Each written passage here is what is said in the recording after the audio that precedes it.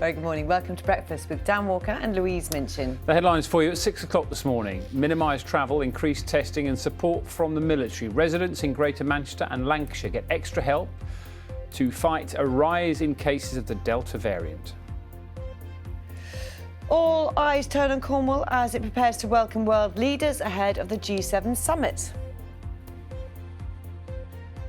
We are live in the mists of Carbis Bay as a major security operation is underway, featuring as many as 7,000 police officers. The BBC has apparently been told that Prince Harry and Meghan didn't consult the Queen about using her childhood nickname Lilibet for their baby. Clinging on to disappearing jobs. Good morning. How part-time workers are being hit harder than full-time staff, with work for them at its lowest level for more than a decade. How much worse could it get before furlough winds up? Good morning. The booze will not drown out the message. Gareth Southgate says England will continue to take the knee at Euro 2020 when the tournament begins in 2 days' time. Doctor, you have to help me out. Doctor, certainly. Which way did you come in? The grandma celebrating her 100th birthday with 100 jokes to raise money for her local hospital. Good morning. Today across the north and the west there'll be more cloud, it'll be breezy, and for some there's some heavy rain. Central and eastern areas though seeing a fair bit of sunshine, and wherever you are today it's going to feel humid. I'll have all the details coming up.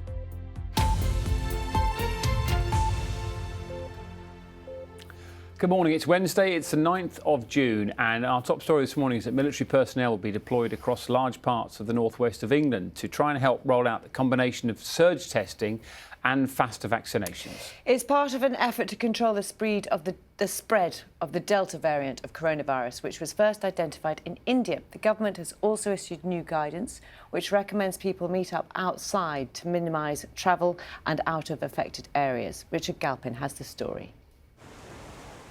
In the warm summer sun, people here in Manchester looking forward to the possibility of COVID restrictions being lifted later this month.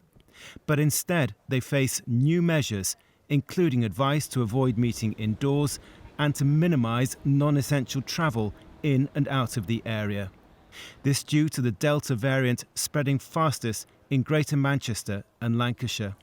Some in the hospitality industry say they're going to be hit again just weeks after reopening. Not just accommodation providers, but also, taxi drivers. We've got shopkeepers, souvenir places, musical events, pubs, bars, restaurants. And as I said before, until the rules are actually specifically don't go in or do go in, we need more clarity. The affected areas are Bolton, which is already subject to surge testing, and the remaining 9 boroughs of Greater Manchester. And also to the north of the city, Blackburn and Darwen, as well as most of Lancashire, including Burnley, Preston and Rossendale. In response, a big campaign of surge testing and vaccinating now underway to try to bring the situation under control, including here in Kirklees in West Yorkshire. So we've had a hugely positive response. So we've done over 2,000 tests through the door knocking within our key priority areas. And we've also undertaken around 5,000 tests in some key schools where we've seen an increase in cases. That's generated around 175 positive cases.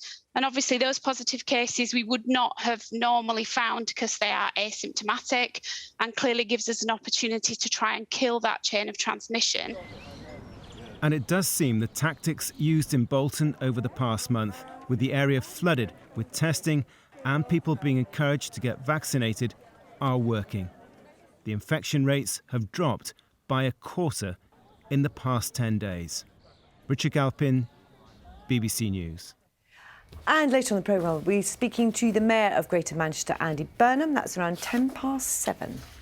World leaders will shortly be arriving in Cornwall ahead of the G7 summit.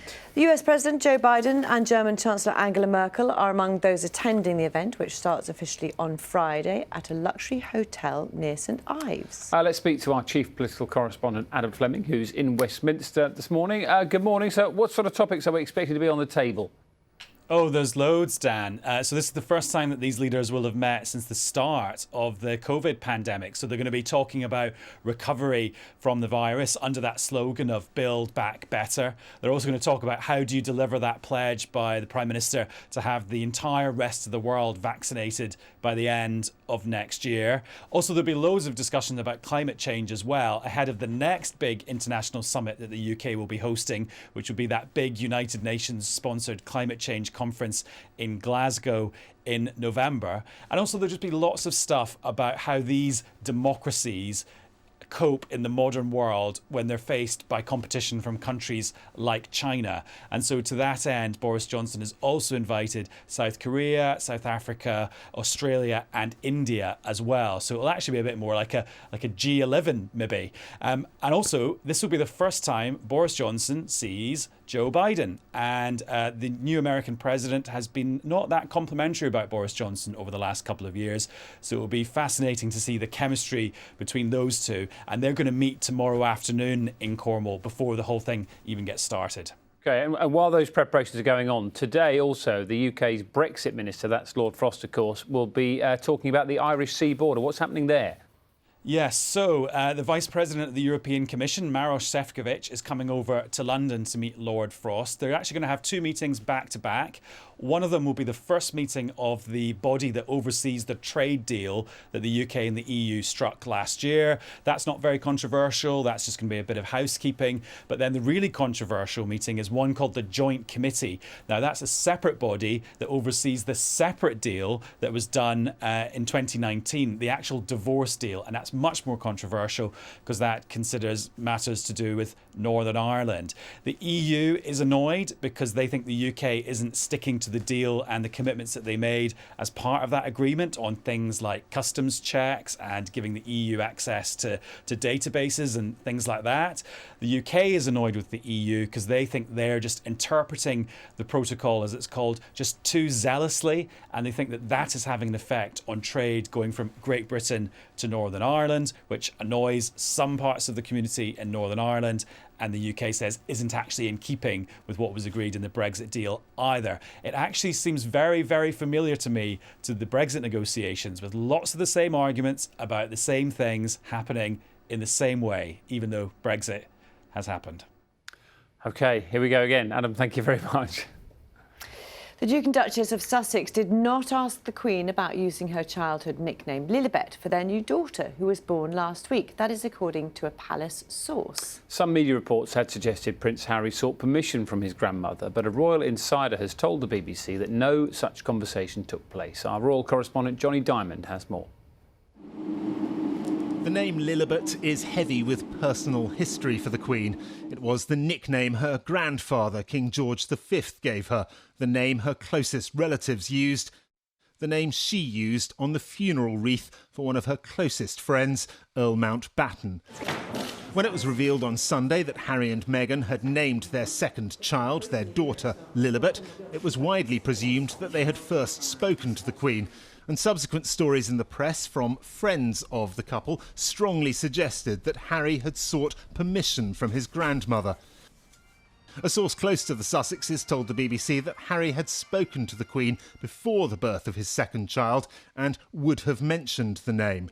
But a palace source has made it very clear that this was not the case.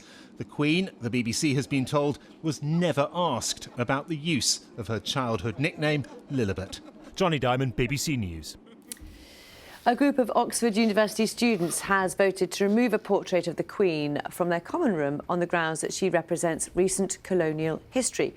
Members of Magdalen College voted overwhelmingly for the move, which the Education Secretary Gavin William described as simply absurd. The president of Magdalen said the students don't represent the college.